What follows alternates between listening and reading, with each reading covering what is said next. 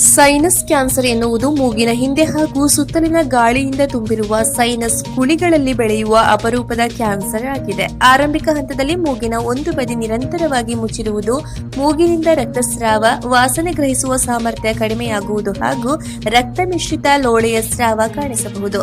ರೋಗ ಮುಂದುವರಿದರೆ ಕಣ್ಣಿನ ದೃಷ್ಟಿ ಸಮಸ್ಯೆ, ಮುಖದ ನೋವು ಅಥವಾ ಮರಗಟ್ಟುವಿಕೆ, ಹಲ್ಲು ಸಡಿಲವಾಗುವುದು, ಕುತ್ತಿಗೆಯ ಗ್ರಂಥಿಗಳು ಊದಿಕೊಳ್ಳುವುದು ಮುಂತಾದ ಲಕ್ಷಣಗಳು ಕಾಣಿಸಬಹುದು. ಈ ಕ್ಯಾನ್ಸರ್ಗೆ ಜೀನ್ ಬದಲಾವಣೆಗಳು, ಪರಿಸರದ ಅಂಶಗಳು ಹಾಗೂ ಕೆಲವು ಸಂದರ್ಭಗಳಲ್ಲಿ HPV ಸೋಂಕು ಕಾರಣವಾಗಿರಬಹುದು ಎಂದು ತಜ್ಞರು ತಿಳಿಸುತ್ತಾರೆ. ರೋಗ ನಿರ್ಣಯಕ್ಕಾಗಿ ಸಿಟಿ ಸ್ಕ್ಯಾನ್, MRI, ಎಕ್ಸ್ರೇ ಹಾಗೂ ಬಯಾಪ್ಸಿ ಪರೀಕ್ಷೆಗಳನ್ನು ಮಾಡಲಾಗುತ್ತದೆ. ಚಿಕಿತ್ಸೆಯಲ್ಲಿ ಶಸ್ತ್ರಚಿಕಿತ್ಸೆ, ಕೀಮೋಥೆರಪಿ ಮತ್ತು ವಿಕಿರಣ ಚಿಕಿತ್ಸೆಯನ್ನು ರೋಗದ ಹಂತಕ್ಕೆ ಅನುಗುಣವಾಗಿ ಬಳಸಲಾಗುತ್ತದೆ. ಇಂತಹ ಲಕ್ಷಣಗಳು ದೀರ್ಘಕಾಲ ಕಂಡುಬಂದರೆ ತಕ್ಷಣ ವೈದ್ಯರನ್ನು ಸಂಪರ್ಕಿಸುವುದು ಅತ್ಯಗತ್ಯ.